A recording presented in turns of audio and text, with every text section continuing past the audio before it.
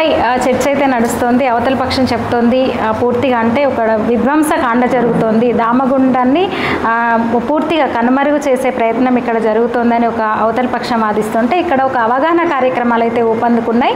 పూర్తిగా అవాస్తవాలు ప్రచారం చేయొద్దు, అదృష్టంగా భావిస్తున్నాం, ఒక రక్షణ రంగ వ్యవస్థకు సంబంధించిన ఒక కీలకమైన స్థావరంగా ఇక్కడ మా వికారాబాద్ జిల్లాలో పూడూరు కేంద్రం దామగుండం ఇక్కడ అవుతున్నందుకు మేము అదృష్టంగా భావిస్తున్నామని ఇక్కడ చాలామంది ఇక్కడ ఒక రౌండ్ టేబుల్ సమావేశం అయితే ఇప్పుడు జరగబోతోంది. నిజం గడప దాటే లోపు అబద్ధము అంతా చుట్టేసి వస్తుంది అనేది ఒక సామెత. అట్లా అబద్ధం అంతా కూడా ఇక్కడ ఈ వికారాబాద్ చుట్టూ ఇప్పుడైతే ప్రచారం జరుగుతుంది. వివిధ సామాజిక మాధ్యమాల ద్వారా, మీడియా ద్వారా విస్తృతమైన ప్రచారం చేస్తున్నారు. భయపెట్టే పరిస్థితి అయితే ఇక్కడ కల్పిస్తున్నారు. అయితే ఇక్కడ జరుగుతున్న వాస్తవం వేరు. పూర్తిగా ఇది ఒక రక్షణ రంగం చేతిలోకి కేంద్ర నావికా దళానికి ఇది ఒక స్థావరంగా ఇది మారబోతుంది. వాళ్ళు చెప్తున్నట్టు రేడియేషన్ వల్ల ప్రమాదము లేదా ఇక్కడ ఉన్న ఒక సెంటిమెంట్ను కూడా రగిల్చే ప్రయత్నం చేస్తున్నారు. ఇక్కడ ఉన్న ఆలయం కూడా కనుమరుగవుతుంది పూర్తిగా అనేది.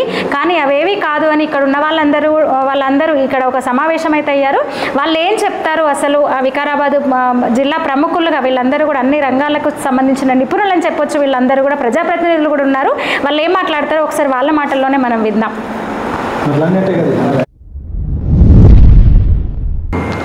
సామాన్యంగా ఒక నానుడు ఏముంటుందంటే, ఒక కుక్కను చంపాలనుకున్నాం. కుక్కను చంపాలనుకుంటే మనం దాన్ని కొడుతుంటే పక్క వాళ్ళు వచ్చి మనల్ని తిడతారు, ఏమరా నువ్వు కుక్కను కొడుతున్నావు, బుద్ధి లేదా అది. అప్పుడు వానికి మనం ఏం చెప్తామంటే, కాదే ఇది పిచ్చి కుక్క, ఆ వాడకి నలుగురిని గరిసిందంట, మన వాడకు వచ్చింది ఇప్పుడు అని అంటే మీరు కూడా కట్టెపట్టుకొని నాతోటి వస్తారు. ఇట్లాంటివి జరుగుతున్నాయి. కానీ మనం అప్పుడే తొందరపడకుండా వాస్తవం ఏంటిది, ఇలా నిజమెంత, ఇవన్నీ మనం తెలుసుకుని మాట్లాడే ప్రయత్నం చేయాలి. అట్లాగే ఇంత క్రితం మొట్టమొదటిసారిగా ఒక మీటింగ్ పెట్టింది దీని మీద. ఎవరు పెట్టినారంటే వాళ్ళు పెట్టినప్పుడు నన్ను పిలిచినారు. నేను కూడా పోయి నేను మామూలుగా వాస్తవం చెప్పి వచ్చాను. నేను అది ఇది అని ఏమనలేదు.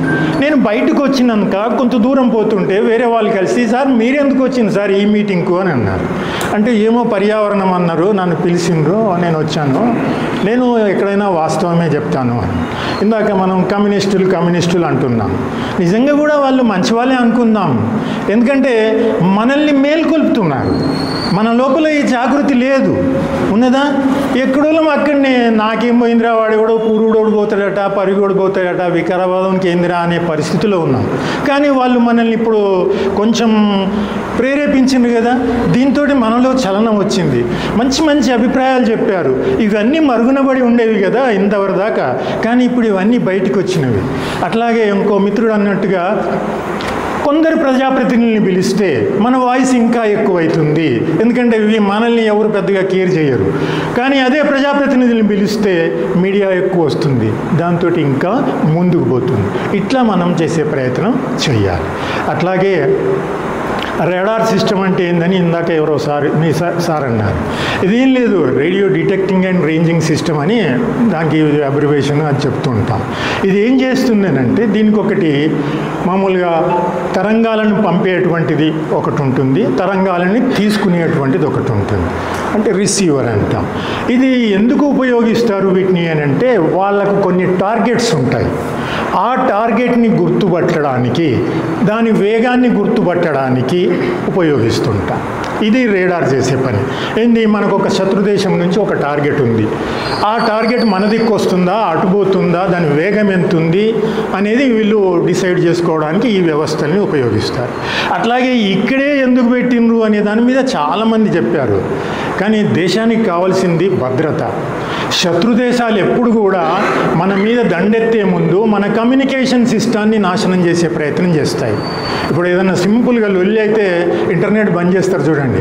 ఇంటర్నెట్ ఎందుకు బంద్ చేస్తారంటే కమ్యూనికేషన్ బంద్ చేస్తారు. అది ఇంకా అట్లాగే శత్రుదేశాలు కూడా ఏం చేస్తాయంటే మన గుండెకాయ మీద దెబ్బతీసే ప్రయత్నం చేస్తాయి. ఈ గుండెకాయ అందరికీ ఈజీగా అందుబాటులో ఉండకూడదు. అది ఎక్కడో ఒక దగ్గర సీక్రెట్గా ఉండాలి. దాని గురించి తొందరగా మనం అక్కడికి అందుబాటులో ఉండకుండా ఉండాలనే దాంతో ఈ ప్రాంతాన్ని ఎంచుకుంటారు. కానీ మనం అన్నట్టుగా అక్కడ 100 ఎకరాలు ఉంది, ఇక్కడ 200 ఉంది, ఇక్కడే ఎందుకు వచ్చినారు అనే దానికి అర్థం లేదు. డిఫెన్స్ సిస్టమ్ దేశానికి చాలా ప్రాముఖ్యత ఉన్నటువంటిది. వాళ్ళకి తెలుసు ఎక్కడ పెట్టాలి, ఏం చెయ్యాలి, ఎట్లా అని.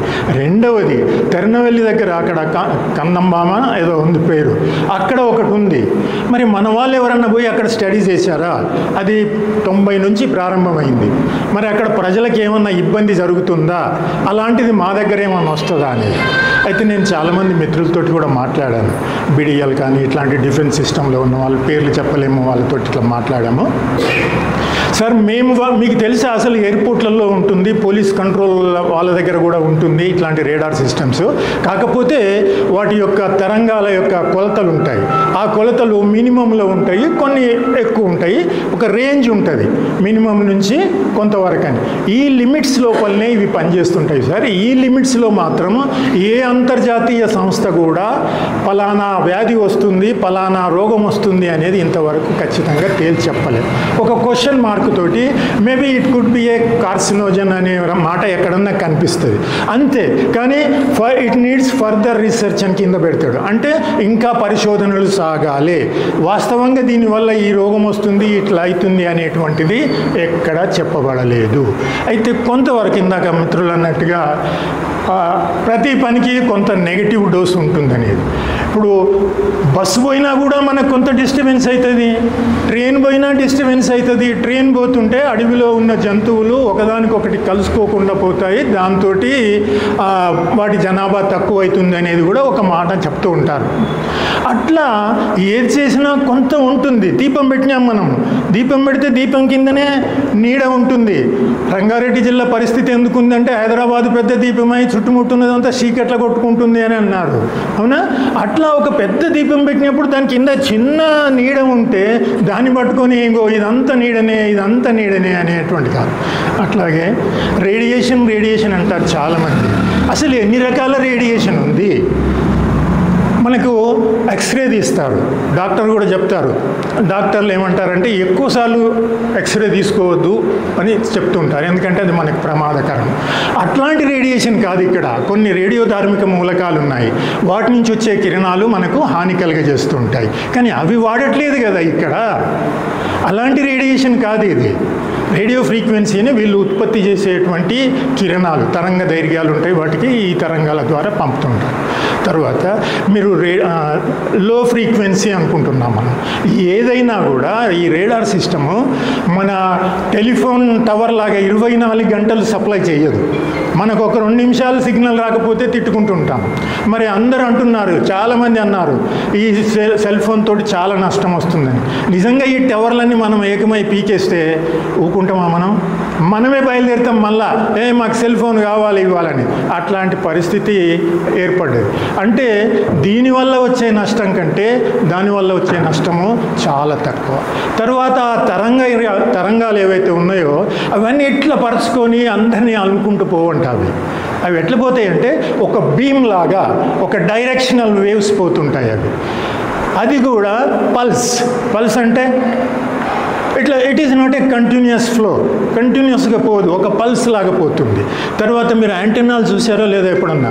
ఆ యాంటెనాలు ఏం చేస్తాయంటే ఒకసారి ఇటు ఉంటుంది, ఒకసారి ఇటు ఉంటుంది, ఒకసారి ఇటు ఉంటుంది, ఒకసారి ఇటు ఉంటుంది, ఒకసారి అంటే దాని వాళ్ళ అవసరాన్ని బట్టి, డైరెక్షన్ బట్టి మారుతూ ఉంటుంది. కాబట్టి ఒకటే వైపు ఇట్లా పోతుంది, ఈయనకే నష్టం వస్తుంది అనేటువంటిది లేదు.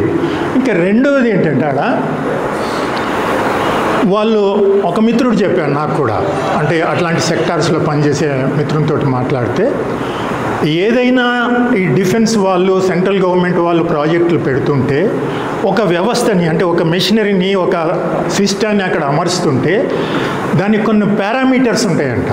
ఆ పారామీటర్స్ తోటి దీనివల్ల నష్టం ఏమొస్తుంది, దీన్ని how best we can reduce this అనే దాన్ని వాళ్ళు ముందే క్యాలిక్యులేషన్ చేసి ఏం మార్పులు చేయాలి ఇక్కడ, ఆ మార్పులు చేసిన తర్వాతనే దాన్ని తీసుకొస్తారు.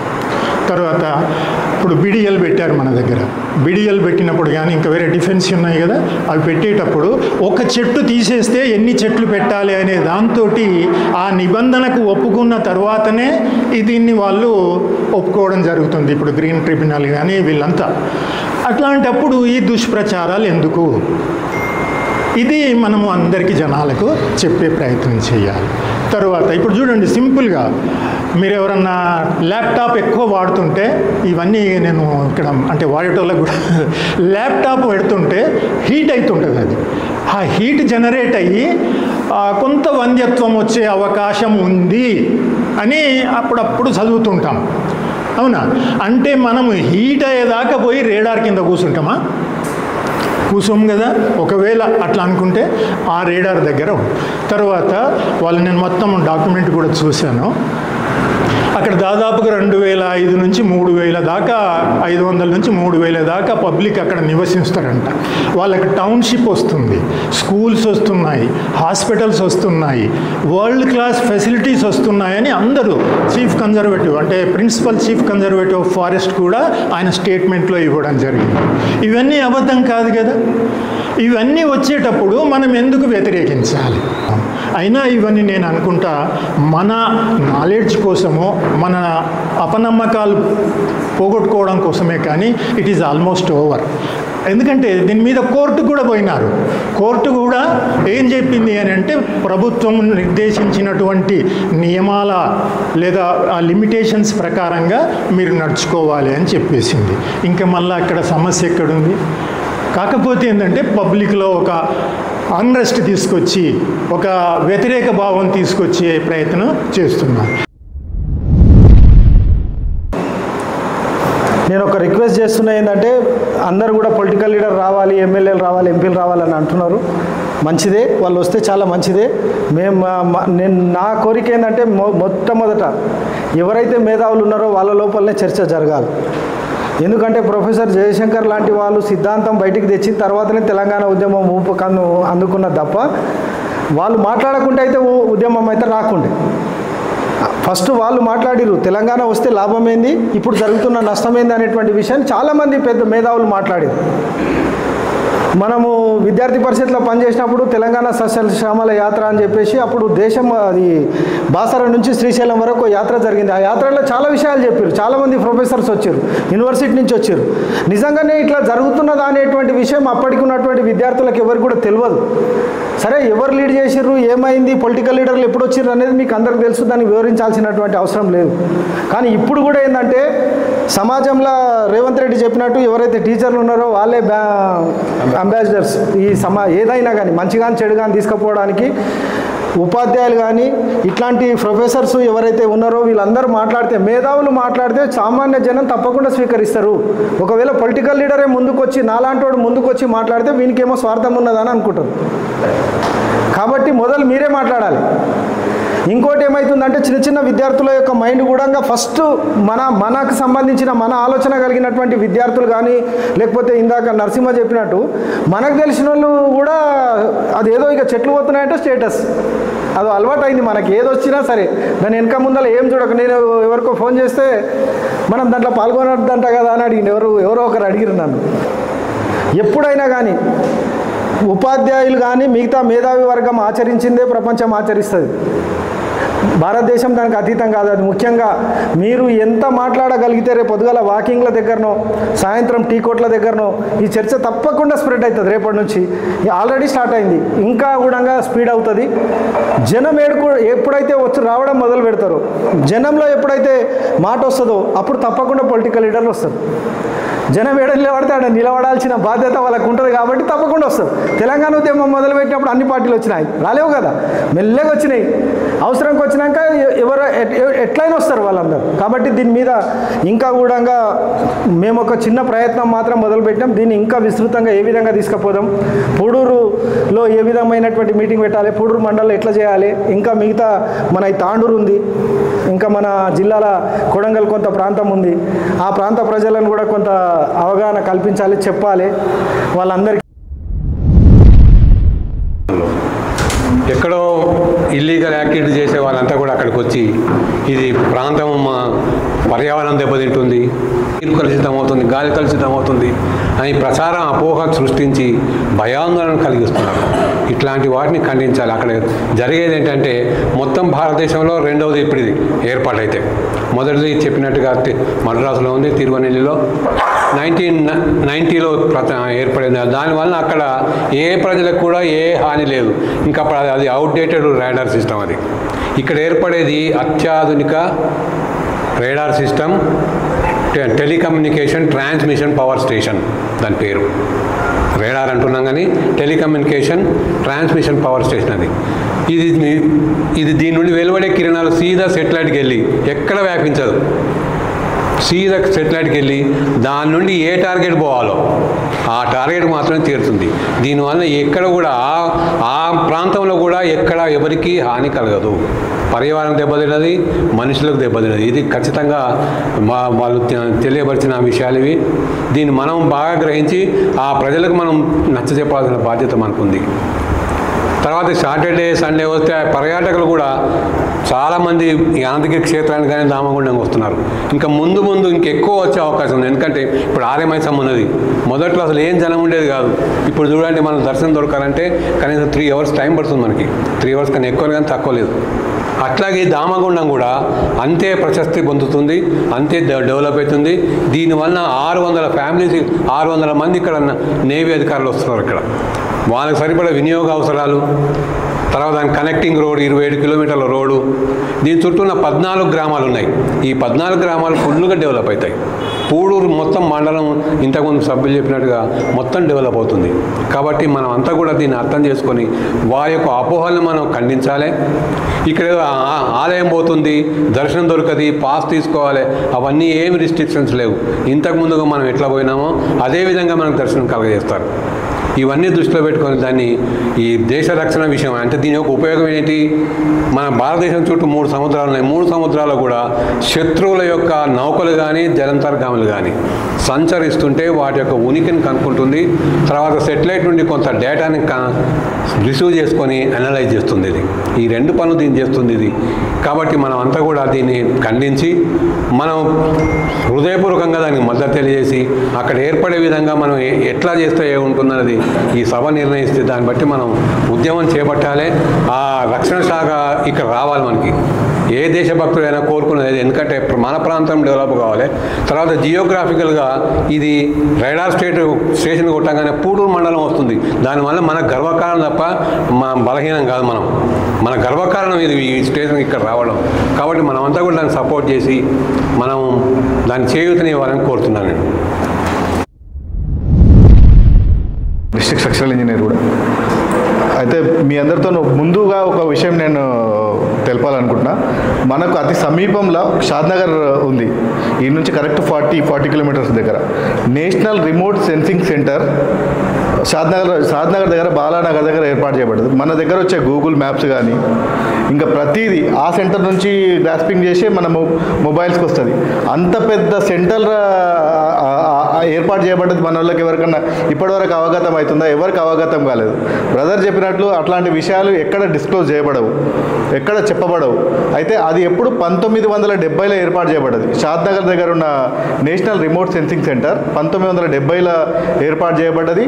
1970 నుంచి అది భారతదేశంకు పంపించే శాటిలైట్సే కాకుండా వేరే విదేశీ శాటిలైట్లను కూడా ఆ నుంచి ఆపరేట్ చేయబడతాయి.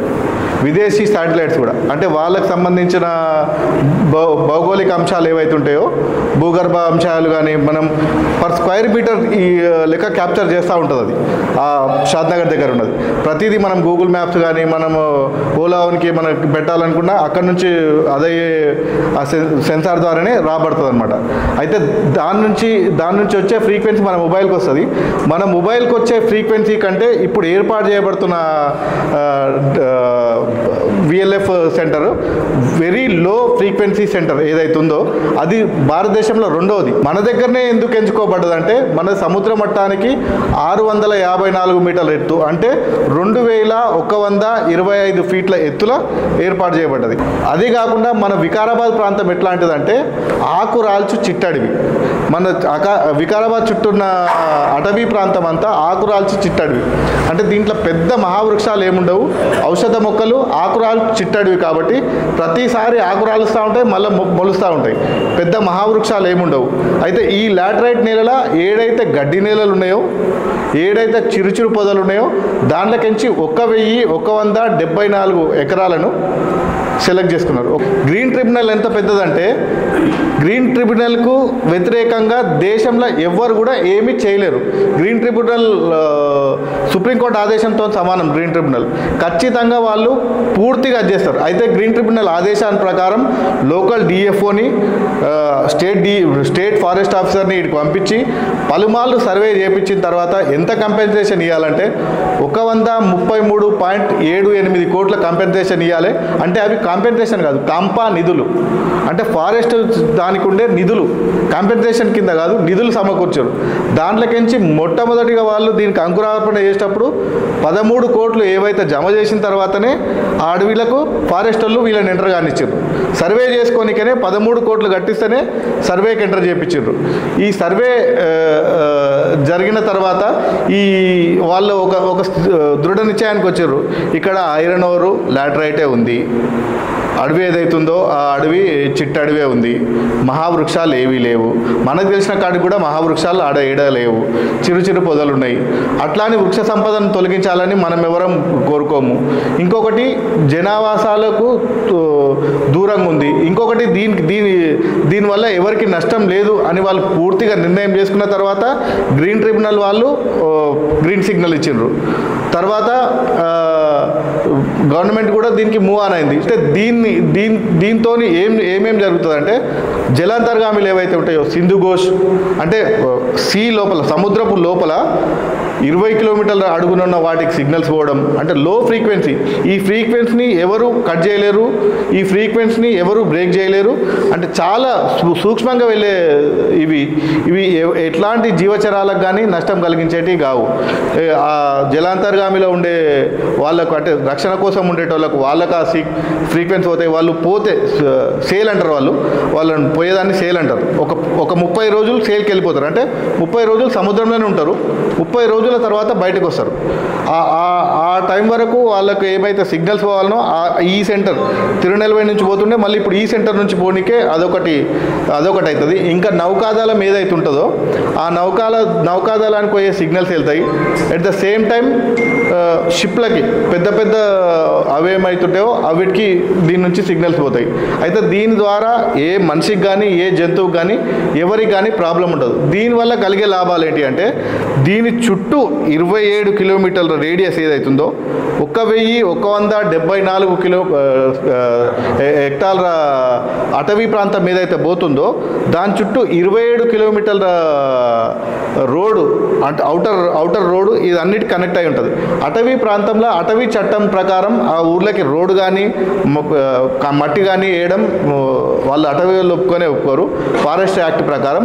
అయితే ఈ ఫారెస్ట్ జోన్లకించి ఇది బయటికి రావడం ద్వారా ఏమవుతుందంటే అక్కడ ఉన్న ప్రాంతాలు దామగుండం చుట్టూ ఉన్న తాండాలు కానీ మనం ఎప్పటి నుంచో చూస్తున్నాం. పూడూరు నేను చిన్న ఉన్నప్పటి నుంచి చూస్తున్నాను. నేను 42 సంవత్సరాలు ఉంటా. నేను చిన్న ఉన్నప్పటి నుంచి చూస్తున్న పూడూరు మాది కుత్బలాపూరే. ఇక్కడ మేము వికారాబాద్లో స్థిరపడ్డాం 40 సంవత్సరాల నుంచి. పూడూరు మండల్ కుత్బలాపూరే. నేను చిన్న ఉన్నప్పటి నుంచి చూస్తున్న పూడూరు ఎట్లుందో అట్లనే ఉంది ఇన్ని సంవత్సరాలు అయినప్పటికీ. కానీ పూడూరు రూపురేఖలు మొత్తం మారిపోతాయి దీనివల్ల. దీని ఈ నేవీ సిగ్నలింగ్ సెంటర్ ఏదైతుందో ఫ్రీక్వెన్సీ సెంటర్ ఏదైతుందో దానివల్ల పూర్తి రూపురేఖలు మారుతాయి. అదే కాకుండా ఈ 27 కిలోమీటర్ల చుట్టూ రోడ్ వేయడమే కాకుండా అంతర్గతంగా స్కూల్ ఏర్పాటు చేయబడడం, హాస్పిటల్ ఏర్పాటు చేయబడడం ఇవన్నీ క్లియర్గా అయితే ముఖ్యంగా మనం దీని ద్వారా మనం జనాలకు ఏం చెప్పగలగాలంటే ఇది వస్తే నష్టమే కానీ నష్టం ఏమాత్రం లేదు కానీ లాభమే కానీ నష్టం లేదనేది చెప్పాలి. ఎట్లా చెప్పాలంటే షాద్నగర్ దగ్గర ఉన్న సెంటర్ కంటే కూడా ఇది చాలా తక్కువ, చాలా దాంట్లో ఓడ్చుకుంటే 1% కూడా ఎఫెక్ట్ లేని రాడార్ సెక్షన్. ఇట్లాంటి దానికి మనం పూర్తిగా మద్దతు చెప్పి అందరి లోపలికి పూర్తిగా అవగాహన కలిగించాలని నా ఉద్దేశం. Thank you.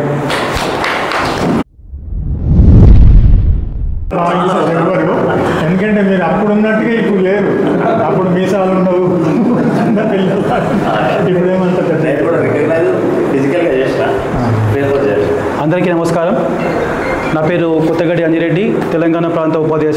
అధ్యక్షుడిగా బాధ్యత నిర్వహిస్తూ ఉన్నాను.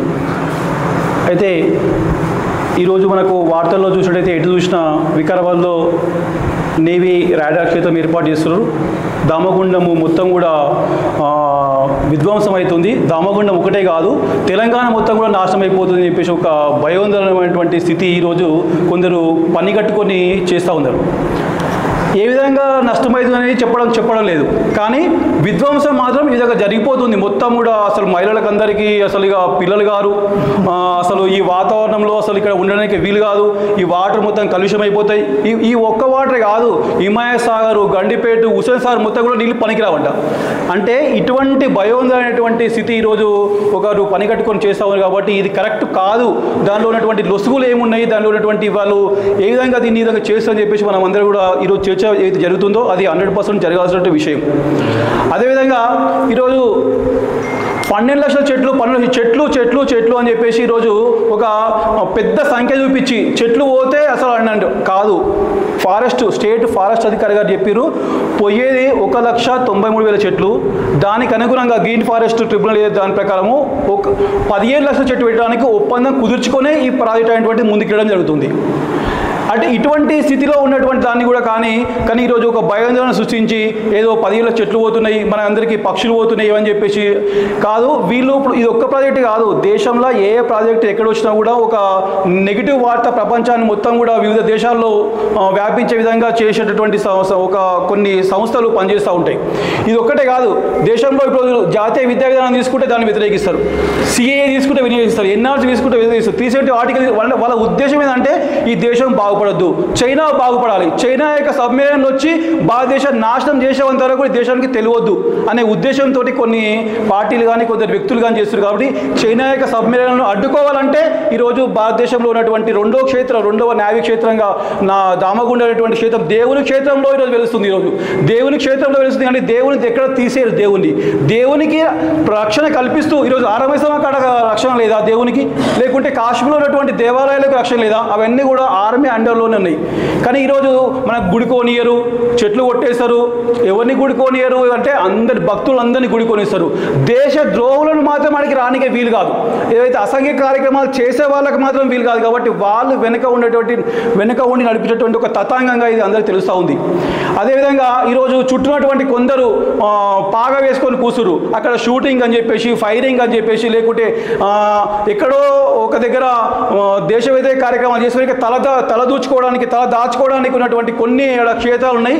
వాళ్ళని మాత్రం రానివ్వరు ఎట్టి పరిస్థితులు అని చెప్పేసి వాళ్ళకు గట్టిగా తెలుసు. కాబట్టి ఈరోజు వాళ్ళు వ్యతిరేకిస్తున్నారు. కానీ ఎట్టి పరిస్థితుల్లో 100% చెప్తున్నా, ఇది దేశానికి చాలా ఉత్తమమైనటువంటి ఒక రక్షణ వ్యవస్థ ఏర్పడుతుంది. దానివల్ల వికారాబాద్ ప్రాంతమే కాకుండా ఈ జిల్లా మొత్తం అభివృద్ధి చెందడానికి అవకాశం ఉంటుంది. దాంట్లో అందరూ సోదరులు చెప్పినట్టు ఇది అనుకూలమైనటువంటి ప్రదేశం. ఇక్కడ ఎందుకంటే ఒకసారి నిన్న ఫోన్ చేస్తే విశాఖపట్నంలో ఉన్నటువంటి నావీ క్షేత్రం తీసుకొచ్చి వికారాబాద్లో ఎందుకంటే సార్ అక్కడ పెట్టుకోవచ్చు కదా అన్నాడు. నిజంగా మనం చూస్తున్నాము, ఏ పంట ఏ చేనులో పెట్టాలనో అదే చేనులో పెడతారు. నల్లరేగల చేనులో ఏ పంటలు పడతాయి అవే పండుతాయి. లేకుంటే మామూలుగా ఇసుక నీళ్ళలో ఏ పంట అంటే ఏ ప్రదేశంలో ఏవి పెట్టాలనో వాళ్ళకి తెలియదా? ఇంత పెద్దటువంటి దేశాన్ని వేలేటటువంటి వాళ్ళు, రాష్ట్రాన్ని వేలేటటువంటి వాళ్ళు ఎక్కడ ఏది పెడితే బాగుంటే తెలియకుండానే తారేడలా పెడితే అయ్యా మొత్తం ఇసుక ఉంటుంది, అక్కడ పోవు క్షేత్రం రావు అంటే మనం ఉన్నటువంటి ఏదైతే తరంగాలు వెళ్ళవు రావు, అక్కడనే ఆగుతాయి. కాబట్టి ఇక్కడ వెళ్ళడానికి సులువుగా వెళ్తాయి. అది కూడా ఫ్రాక్షన్ ఆఫ్ సెకండ్లో వెళ్ళి రాగలిగినటువంటి శక్తి ఇక్కడ దామోదర క్షేత్రానికి ఉంది. కాబట్టి పూడూరులో ఈ క్షేత్రాన్ని ఏర్పాటు చేసుకున్నారు. కాబట్టి మనం అందరం కూడా స్వాగతించాలి. అందరం కూడా విఘ్నులము, తెలిసిన వాళ్ళము. అయినప్పటికీ కూడా కొందరి మాయలో ఇప్పుడు కొందరు ఏం చేస్తారంటే ఈ దసరా పండుగను కూడా దానిలో ఒక ముసుగు వేసి పాటలు పాడితే నాకు కొందరు ఏం చేస్తారంటే ఇప్పుడు ఒక ఆమె మేడం గారు ఏం చేస్తారంటే యూట్యూబ్ ఛానల్ పెట్టి తెలుసు, ఆమె పేరు తెలిసి ఎందుకు ఆమె పేరు మనం వాడడం అని. అయితే ఆమె ఏదో చేసి ఆమె యూట్యూబ్ ఛానల్ పెట్టి ఆమె లైవ్స్ మొత్తం వ్యూస్ మొత్తం 5 లక్షలు 10 లక్షలు చేసుకొని, అంటే నువ్వు 5 లక్షలు 10 లక్షలు చేసుకునేటువంటి దేశ హితం కోసం చేసుకోండి, అంతేగాని దేశ వ్యతిరేకమైనటువంటి కార్యక్రమాలు చేసుకొని వ్యూస్ వేయించుకొని నువ్వేం బాగుపడతావు అమ్మ తల్లి. కాబట్టి ఇటువంటి కార్యక్రమాలు బంద్ చేసుకోండి. మా ప్రాంతాన్ని అభివృద్ధి చేయడానికి అందరం కూడా మనం కంకణం కట్టుకుంటాం.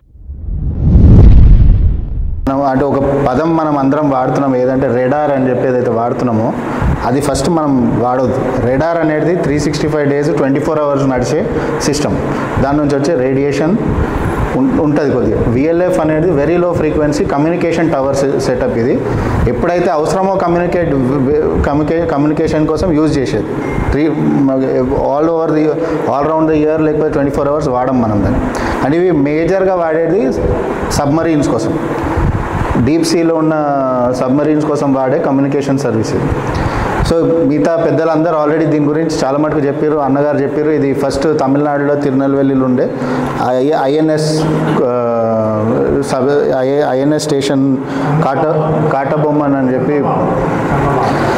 సో ఇక్కడ ఉన్నది మనం తీసుకుపోవాల్సింది ఇక్కడ నుంచి పాజిటివ్ మెసేజ్. దేశ రక్షణ దాని గురించి మన ఏరియా సెలెక్ట్ కావడం, డిఫెన్స్కి సంబంధించిన ఏ ఎస్టాబ్లిష్మెంట్ వచ్చినా ఇప్పుడు జియో ఏదైతే తెలంగాణ రాష్ట్ర టీఆర్ఎస్ గవర్నమెంట్ ఉన్నప్పుడే ఈ జియోని ఇష్యూ చేసిండ్రు 1170 acres కోసము. ఆ జియోని పెరిమీటర్ వాల్ కడతారు, దాని చుట్టూ ఉన్న ఇన్ఫ్రాస్ట్రక్చర్ పెరుగుతుంది, ఫారెస్ట్ని మిస్యూజ్ చేసుడు తక్కువవుతుంది, హంటింగ్ తక్కువవుతుంది, ఇవన్నీ ఇల్లీగల్ యాక్టివిటీస్ అన్నీ కూడా తగ్గిపోతాయి. అక్కడ ఒక సెక్యూర్గా ఏరియా ఏదైతే క్రియేట్ అవుతుందో ఆ నేవీ వాళ్ళు రావడంతో చాలా మటుకు ఇల్లీగల్ యాక్టివిటీస్ తగ్గిపోతాయి. అండ్ దీని నుంచి డైరెక్ట్ అండ్ ఇండైరెక్ట్గా వచ్చే ఎంప్లాయ్మెంట్ బాగా పెరుగుతుంది. ఆర్మీ వాళ్ళు అంటే మా ఫాదర్ మినిస్ట్రీ ఆఫ్ డిఫెన్స్ నుంచి ఉంది కాబట్టి వాళ్ళ సిస్టమ్స్ అనుభవం నాకు ఐడియా ఉంది కాబట్టి వాళ్ళు గ్రీన్ ఏదైతే ఈ గ్రీన్ బెల్ట్ వాళ్ళు మెయింటైన్ చేసినట్టు ఏ ప్రభుత్వ సంస్థ మెయింటైన్ చేయదు. వాళ్ళు చెట్లు కానివ్వండి, గ్రీనరీ కానివ్వండి, దానికి ఇచ్చే ప్రాధాన్యత డిఫరెంట్ లెవెల్ ఉంటుంది. ఈ విఎల్ఎఫ్ సెంటర్తోని మనకి పూడూరు మండలంకి వచ్చే ఐడెంటిటీ, అక్కడ లోకల్గా ఏదైతే జనం ఉన్నారో వాళ్ళకి వచ్చే ఎంప్లాయ్మెంట్, యాజ్ అసెంబ్లీ పరిగికి వచ్చే ఐడెంటిటీ చాలా హై లెవెల్లో ఉంటుంది. అండ్ చాలా మటుకు మనము చూడొచ్చు ఏంటి అంటే ఎక్కడెక్కడైతే డిఫెన్స్ ఎస్టాబ్లిష్మెంట్స్ ఏర్పాటు అయినాయో దాని అనుబంధ సంస్థలు, ఇండస్ట్రీ రావడము, స్కిల్లింగ్ జరగడము, యూత్కి స్కిల్ డెవలప్ కావడము, వాళ్ళకి ఎంప్లాయ్మెంట్ రావడము, దానికి సంబంధించిన ఇండస్ట్రీ. ఇప్పుడు రాకంచర్ల ఇండస్ట్రీ ఉంది, డిఫెన్స్కి కూడా అదొక ఇండస్ట్రియల్ హబ్ కావచ్చు. ఎందుకంటే ఇక్కడ ఆల్రెడీ నేవీ వస్తుంది కాబట్టి నేవీకి సంబంధించిన ఎక్విప్మెంట్ ఇక్కడ మ్యానుఫ్యాక్చరింగ్ రావచ్చు. ఇవన్నీ అడ్వాంటేజెస్ దీంతో ఉన్నాయి. మనం అందరికీ తెలుసు ఈ కమ్యూనిజం అనేది అన్నగారు చెప్పినట్టు అన్ని డిపార్ట్మెంట్స్లో ఉంది.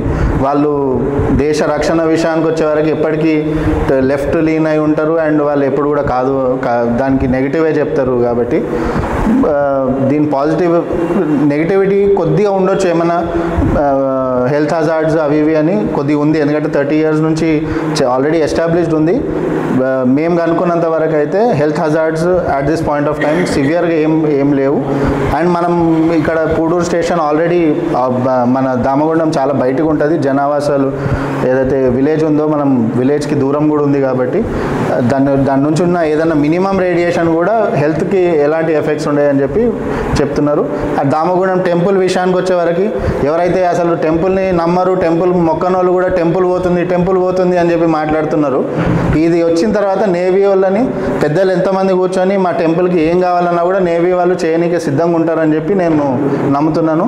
అండ్ దానికి అప్రోచ్ రోడ్ కానివ్వండి, దాని మెయింటెనెన్స్ కానివ్వండి అద్భుతంగా చేస్తారని చెప్పి నా నమ్మకం. అవకాశం ఇచ్చినందుకు ధన్యవాదాలు. పేరు వెన్న ఈశ్వరప్ప, డాక్టర్ వెన్న ఈశ్వరప్ప, సేవారత్న అవార్డీ. నేను భారతీయ జనతా పార్టీలో రాష్ట్ర ప్రధాన కార్యదర్శి ఓబీసీ మోర్చాలో వర్క్ చేస్తున్నాను. మనందరికీ తెలియాల్సిన విషయం ఏంటంటే ఈరోజు సైన్స్ పెరిగింది, టెక్నాలజీ పెరిగింది, అన్ని విషయాలపైన అవగాహన చాలా మందిలో కలుగుతూ ఉన్నది. మన ప్రాంతానికి, దేశంకి సేవ చేయడానికి, మన ప్రాంతాన్ని సూటబుల్ అని ఎన్నుకోవడానికి, పూడూరులోనే దామగుండం దగ్గర పెట్టడానికి ప్రధాన కారణమైనందుకు ఈ ప్రాంతం వాసులుగా మనం ఫస్ట్ గర్వపడాలి, సంతోషపడాలని చెప్పేసి మీ అందరిని కోరుతా ఉన్నాం. తర్వాత మొదటగా ఏ పని తీసుకున్నా పాజిటివ్స్ ఉంటాయి, నెగటివ్స్ ఉంటాయి. ఏ విషయం తీసుకున్నా మీరు మాట్లాడినప్పుడు. కానీ దేశం గురించి దేశ ప్రధానమంత్రి కానీ, దేశ సైంటిస్టులు కానీ, టెక్నీషియన్స్ కానీ, ఇంజనీర్స్ కానీ అందరు ఆలోచన ఏం చేస్తారు? ఒక దేశానికి సూటబుల్ ప్లేస్ పెడుతున్నారు. అక్కడ మెరిట్స్ అంటే ప్రజలకు ఏం నష్టం జరుగుతుంది, పశువులకు ఏం నష్టం జరుగుతుంది, వృక్ష సంపదకి ఏం నష్టం జరుగుతుంది, వాళ్ళు ముందు అంచనా వేస్తారు.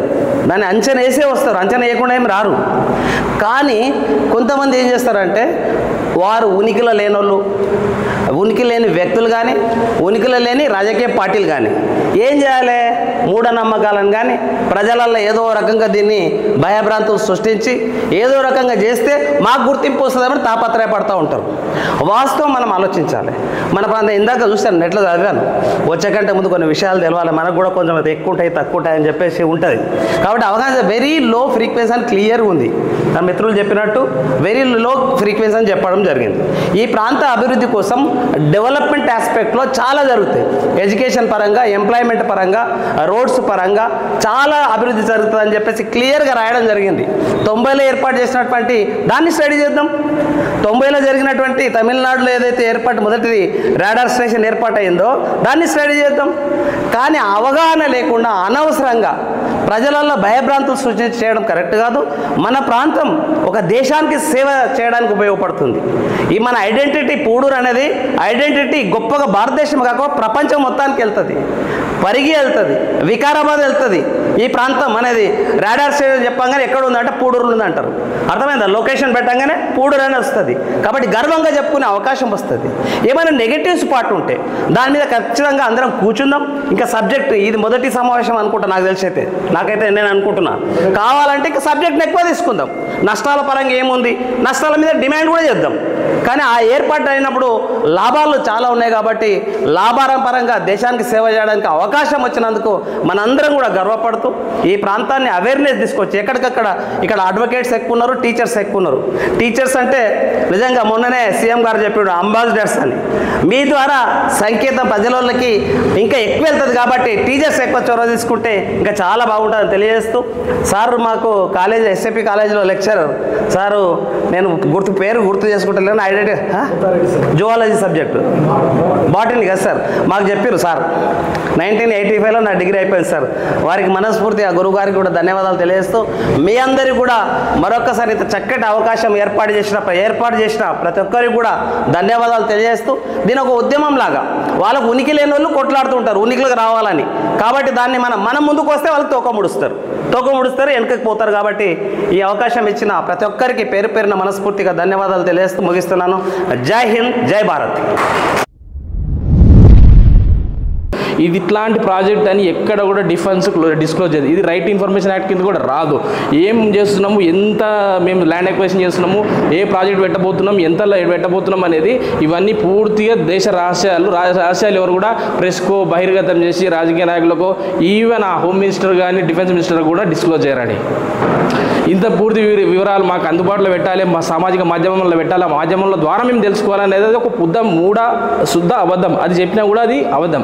ఇది ఎంత వాళ్ళకు మాత్రం డిఫెన్స్ సెక్టార్లో ఉన్న వాళ్ళకి మాత్రం తెలుస్తుంది, అది ఏ సీక్వెన్స్. ఇంకొకటి, ఎందుకు దామగుండం, ఎందుకు పరిగి, ఇది క్వశ్చన్ మార్క్ అందరికీ రావాలి. ఎందుకంటే భూమి నుంచి సముద్ర మట్టం నుంచి భూమికి ఉన్న ఈ ఎంతైతే ఎత్తుంటే ఎత్తైన ప్రాంతాన్ని కేంద్రంగా తీసుకొని మాత్రమే టవర్లు ఏర్పాటు చేస్తారు తప్ప షాద్నగర్లోనో, హైదరాబాద్లోనో, లేదంటే కర్నూలులోనో, చిత్తూరులోనో, లేకపోతే మన కరీంనగర్లో, వరంగల్లో పెట్టరండి. సముద్ర మట్టం నుంచి ఏదైతే ఎత్తైన ప్రాంతం ఉంటుందో ఆ ఎత్తైన ప్రాంతంలో మాత్రమే టవర్లు ఏర్పాటు చేస్తారు. అందులో భాగంగా దామగుండం తప్ప వేరే ఆప్షన్ లేదు కాబట్టి దామగుండం. అయితే ఇక్కడ ఏంటంటే రైతులకు కానీ నష్టపోతున్న వ్యక్తులకు కానీ కాంపెన్సేషన్ ఏ రకంగా ఇస్తాము, ఏ చట్టం ప్రకారం ఇస్తాము, ఏ కోర్టు ఇచ్చిస్తే ఏ పర్సంటేజ్లో వస్తుంది, ₹1 రూపాయికి ₹3 అక్కడ కాంపెన్సేషన్ల విషయంలో కొట్లాడాలి. ఇక్కడ విఘ్నులైన వాళ్ళు ఏం చేయాలంటే రాజకీయ నాయకులు కానీ, సోషల్ యాక్టివిస్టులు కానీ, లేదంటే రాజకీయ పార్టీలు కానీ ఏంటంటే ఆ కాంపెన్సేషన్ ఏ పారామీటర్లు ఇప్పించే పారామీటర్ ఏంటిది. ఇప్పుడు బయట 50 లక్షలు ఉంది, 20 లక్షలు ఉంది, 20 లక్షలకి వీళ్ళు ఏ రేంజ్ వీళ్ళు కొట్లాంటే ఎడగొట్లాడాలని వీళ్ళ ప్రతిఫలం, వీళ్ళ చాణక్యత ఎక్కడ తెలవాలంటే, వాళ్ళ చాకచక్యం ఎక్కడ తెలవాలంటే ఎంత కాంపెన్సేషన్ రైతులకు కానీ వాళ్ళకి అక్కడ కొట్లాడు. ఇక్కడ ఏంటంటే ఫస్ట్ గిల్లుతున్నారు, ఆ ఇన్స్టింక్ట్ చేస్తున్నారు ఏంటంటే రెచ్చగొడితే దాని మీద నిర్మాణం చేసుకుందాం. అంటే భవిష్యత్తు నిర్మాణం, ఇది వాళ్ళ భవిష్యత్తు నిర్మాణం. అయితే అది చేస్తారు తప్ప మీకు కాంపెన్సేషన్ ఎట్లా వస్తుంది, ఇక్కడ ఎందుకు ముఖ్యము, ఇంకోటి దేశ రహస్యాలు మీకు ఇంత పెడతామని ఎవ్వరు చెప్పారండి. ఏ మీడియాలో వస్తున్నదంటే ఆ శుద్ధ అబద్ధం. అది మాత్రం చెప్పరు. కాంపెన్సేషన్ ఎట్లా ఇస్తారు, దీనివల్ల మీకు వచ్చే లాభం ఏంది, దీనివల్ల మీకు వచ్చే ఈ నష్టాన్ని మీరు ఏ రకంగా భర్తీ చేయగలుగుతారు. యాక్టివిస్టులు అయితే మీ రాజకీయ పార్టీలు అయితే ఆ కేంద్రంగా పనిచేసే ఏంటంటే రైతులకు న్యాయం చేసిన వాళ్ళు అవుతారు, దీనిలో నష్టపోతున్న వాళ్ళకి న్యాయం చేసిన అంతే తప్ప దాన్ని ఇన్స్టిట్యూట్గా పోతుంది అంటే అందరూ భయపడతారు. ఎందుకు దామగుండమే, ఎందుకంటే సముద్రం మట్టానికి ఏదైతే ఎత్తైన ప్రాంతం ఆ ఎత్తైన ప్రాంతానికి ఏదైనా చేసుకుంటారు. దామగుండం దగ్గర వేరే ఆప్షన్ లేదు. 10 ఏళ్ళు ఆగింది, 5 ఏళ్ళు ఆగింది. ఈ దామగుండం దగ్గర వేరే ప్లేస్ ఎందుకు ఆప్షన్ లేదంటే వాళ్ళు అన్ని రకాలుగా చెక్ చేసుకున్నారు, అన్ని చెక్ పాయింట్స్. ఇంకోటి షాద్ నగర్ నుంచి ఇక్కడ దాకా ఉన్న జోన్ అత్యంత సూపర్ జోన్, ఎందుకంటే ఇది పూర్తి సముద్రం మొత్తాన్ని ఎత్తైన ప్రదేశం. ఇది మీరు జియోగ్రఫీ తెలిసిన వాళ్ళు ఎవరన్నా అడగండి చెప్తారు. కాబట్టి ఎందుకు అంటే ఇందుకే. కాబట్టి ఇంకేమన్నా విఫలంగా మీకు ఏమన్నా డౌట్స్ ఉంటే కూడా చర్చల్లో మీకు అందరు తెలుసుకోవచ్చు. కాబట్టి అక్కడ ఎంతైతే కాంపెన్సేషన్ ఇస్తారో ఇక్కడ కొట్లాడాల్సింది ఏంటంటే కాంపెన్సేషన్ ఏ రేంజ్లో ఇప్పిస్తారు, ఎట్లా ఇప్పిస్తారు, దానికి న్యాయపరమైన చిక్కులు ఎటువంటి తొలగించారు అంతే తప్ప ఇన్సిడెంట్ చేసేసి ప్రెస్ పెట్టో సోషల్ యాక్టివిస్ట్ పెట్టో అది ఏం జరగదు, నష్టం. ఇంకోటి సముద్రం నుంచి దూరం ఉన్న ప్రాంతాన్ని మాత్రమే, హైదరాబాద్ లాంటి డెక్కన్ ప్రాంతం మాత్రమే ఆర్మ్ కానీ డిఫెన్స్ కానీ మిగతా అన్ని రంగాలకు కానీ ఇదే కేంద్రం. ఇక్కడ ఇంకోటి సెంటర్ ఆఫ్ ఇండియా అనేది ఈ ప్రాంతం మాత్రమే. అయితే ఆల్టర్నేట్ లేదు. ఇవన్నీ మీకు ఎవరు విపులంగా చెప్పి ఇక్కడ మేము పెడతాము సముద్రం నుంచి మాకు ఇప్పుడు ఆర్డినెన్స్ బిడిఎల్ ఉంటుంది, ఆర్డినెన్స్ ఫ్యాక్టరీ ఉంటుంది, ఇవి తీసుకుపోయి సముద్రం దగ్గర ఎక్కడ పెట్టరు. మొత్తం ఇండియాలో మీరు ఉండే మ్యాప్లు ఎక్కడ చూసుకోండి, ఎక్కడ ఉండదు. ఒక్క శ్రీహరికోట, ఒక్క ఒరిస్సాలో ఉన్న శాటిలైట్ కేంద్రం మాత్రమే సముద్రం నుంచి పైన మన స్పేస్ సెంటర్లో పోయేదానికి అవి మాత్రమే అక్కడ పెడితే మాత్రం ఆ జోన్ నుంచి మన ఆ స్పేర్ నుంచి బయటికి వెళ్తాయి. కాబట్టి ఆ స్పేర్ కోసము అవి మాత్రం సముద్రం దగ్గర ఉంటాయి, మిగతా అన్నీ కూడా దేశం మధ్యలోనే ఉంటాయి. కాబట్టి దేశం మధ్యలోనే పెట్టాలి, హైదరాబాద్ మధ్యలోనే పెట్టాలి, పరిగిలో పెట్టాలి. కాబట్టి ఆల్టర్నేట్ లేదు. కాబట్టి దానికి ఏ రకమైన న్యాయ చిక్కులు ఉంటాయి, దాన్ని ఎట్లా పరిష్కరించాలి, కాంపెన్సేషన్ ఎట్లా క్లెయిమ్ చేస్తారు అనేది మీరు అక్కడ కాన్సన్ట్రేషన్ చేస్తే రైతులకు కూడా న్యాయం చేసిన వాళ్ళు అయితే అందరూ న్యాయం చేసిన వాళ్ళు. దీంట్లో ఊకే రాజకీయం చేయడం వల్ల ఎవరికేం లాభం లేదు. సో ఈ అవకాశం ఇష్టం అందరికీ. కొద్ది మేధావులు ఉన్నారు, పెద్దలు ఉన్నారు, చాలామంది కూడా ఈ సోషల్ మీడియాలో చాలా కూడా అందరూ కూడా ఈవెన్ 99% అందరూ సోషల్ మీడియాలో చూస్తూ ఉన్నారు. కానీ ఆ సోషల్ మీడియాలో మనం ఈ కార్యక్రమం పైన మనం మంచిది తక్కువ మనం సోషల్ మీడియాలో వైరల్ అవుతుంది. సేవ్ దామగుండం ఇప్పుడు తెలియకుండా చాలామంది కూడా నాతో ఉన్న చాలామంది కూడా ఒక ఫోటో షేర్ చేసి దాని మీద పాట షేర్ చేసి సేవ్ దామగుండం పైన ఒక పాట కట్టి సామాజిక సోషల్ మీడియాలో వేస్తే అదందరూ చాలామంది స్టేటస్ పెట్టుకుంటున్నారు. మనం చెప్పలేకపోతున్నాం, ఎందుకంటే మనం ఒక్కరికి చెప్పలేం. అట్లా వైరస్ ఇప్పుడు కరోనా వైరస్ ఎంత ఫాస్ట్గా వైరల్ అవుతుందో ఈ సాంగ్స్ రూపంలో కూడా ఈ యొక్క సామాజిక మాధ్యమంలో ఈ రాంగ్ మెసేజ్ అనేది చాలా వైరల్ అవుతుంది. కాబట్టి దీన్ని ఎంబడే పెద్దలు దీనిపైన ఎంత నష్టం ఉంది, ఎంత లాభం ఉంది, అక్కడ ఏం కోల్పోతున్నాం, మనకు ఏమి రాగలుగుతుంది, దీనిపైన కూడా క్షుణ్ణంగా చెప్తే బాగుంటుందని నా యొక్క ఉద్దేశం.